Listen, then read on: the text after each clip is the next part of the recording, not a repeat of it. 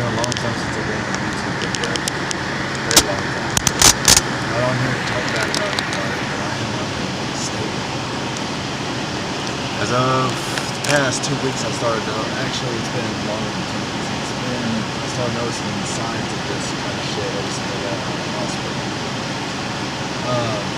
There was a guy inside the hospital that got hit and inside Garland Behavioral Center where I was illegally put.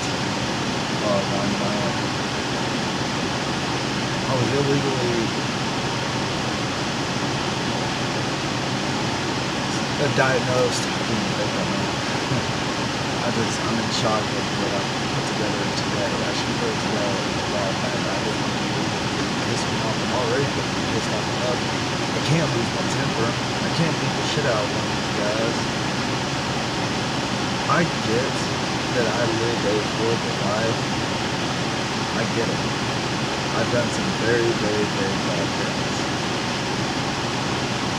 One of them, I claim to some people. So I would say I haven't been the best father of years. I haven't even been I'm probably getting kids out there I don't even know. What I do know is that I am close to exist. My oldest is 7, 8 years old, Natalie. And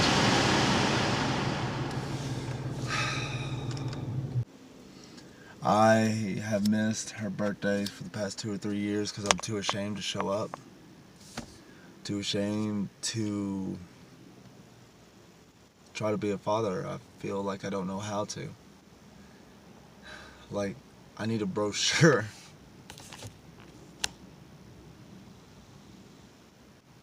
That's pathetic, you know, run away from something like that. The reason why I ran away is because, and this isn't a cop-out, the reason why I went woman to woman to woman to woman to woman to woman to woman constantly, and no, this is not a cop-out or excuse, is because I didn't think I was good enough for anybody, and I didn't want to deal with heartbreak, so I'd fuck them and go, and some of them got pregnant. And I just didn't care. After then, I didn't care what happened to me. I didn't care what people thought of me. Something was just coming over on me about a year before my dad passed away. It was just hitting hard. It finally hit. I was having a breakdown. Through my childhood, I was just abandoned after abandoned, abused, starved. And my mother, most mothers' sons wish that their mother would come in and tuck them in at night. A lot of kids got that. A lot of sons, a lot of daughters. I didn't get that. I had to fight for food. You're supposed to look up to your parents. By the time my dad got custody of me, I've already had the damage assessed to me, and I would have nightmares. And I hid my life, my whole life until now. I've been in some severe pain, and some days I'm afraid to go around my kids because I lose my temper. And no, I would never hit my kids. Hell no. Anybody ever laid their hands, even mom's boyfriends laid their hands on the mothers or my kids? My buddy Carl, that trained me to become a plumber, we know how to dig holes very well, and we will bury your ass in it, or I will. That's the only thing I've ever known is fighting. Fighting. Using these. That's all I know. I don't know how to love a child, hold a child. First time I fed Natalie when she was a baby. I fed her the whole damn bottle. I wasn't supposed to. I didn't know what I was doing. It was my first time. I was nervous. Everybody was staring at me. I've never been so fucking nervous in my entire life. Until that day. You want to know the crazy part? God has a real big sense of humor. None of my kids look like their mothers. I couldn't deny those kids. Especially Natalie. I haven't really seen my other kids. Sorry to put y'all's name on here. I apologize in advance if it makes y'all feel uncomfortable. Y'all don't want y'all's name on here. I'm not on here to say anything bad. This is all me.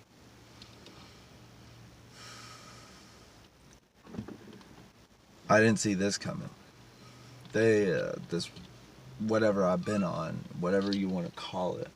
I I kept calling it harassment, and it is. People harass me wherever I go, keeping the tension up. And then they've been showing signs of daddies walking around with their little girls, and it breaks my heart every time. I love my kids. I truly do. Or I wouldn't be in this state right now. I'm not crying out for help. Y'all can keep this up for the rest of my life, and I know what's going on. Y'all can deny it all day long. Plausible deniability. Everybody denies it.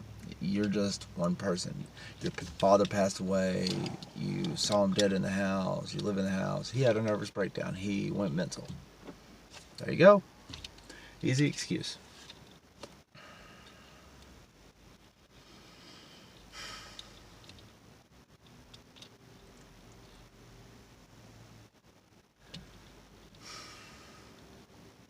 My dad was the best father than any father out there. I guarantee it. And I know he's disappointed in me. He didn't raise me like that.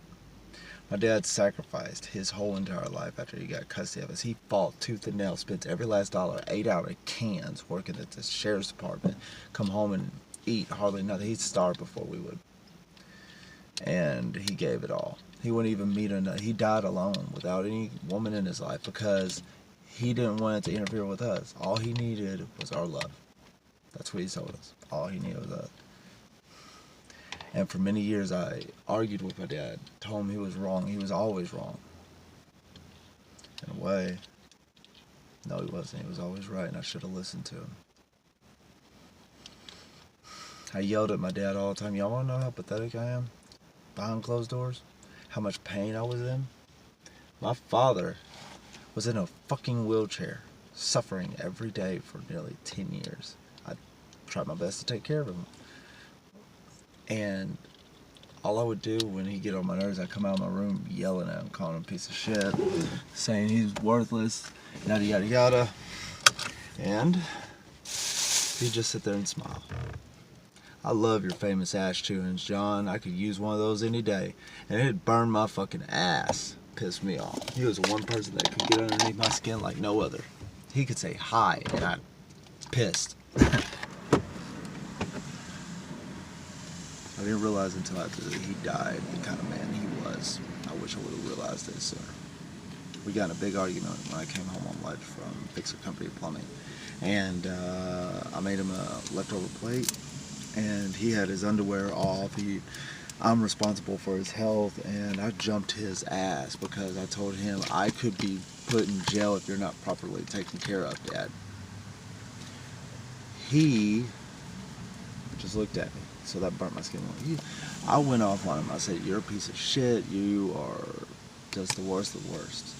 And when I walked out my door, or I was walking to go to the last job, I was walking out the front door, all he said to me, "I shit you not. I love you, son. Have a good day." I didn't say nothing back. I walked out. Come back, he's dead in his wheelchair in this house that I'm living in. Nobody's better than my dad. He died loving me after the hell that I put him through. Anybody that can love me and never give up until the day he dies, his last breath, he was in tears in his wheelchair. I was the only one that saw him dead like that. I thought I was going to be the tough one for my sister. No. I cried. And I suffer every day wishing I could have 5 more minutes with him. And now, I'm trying to own up to the standards and trying to turn my life around, pay my bills, be more responsible. Yeah, I got this car. It's a great car. I've never had something, never thought I would have something. Yeah. I don't deserve it. Like my father does. What my kids do. But one day I hope to have my son or even my daughter, and all my kids out here working on this car one day. In the garage, laughing it up. I just hope I get there, or God lets me get there. To the mothers that have raised my kids alone, I'm sorry that I haven't been there. But I know, make no mistake, if y'all called me, said y'all were in trouble, or y'all are fear of this guy or that guy. Well, ask Allison what my temper's like. It's very nice and docile. I won't hurt a soul.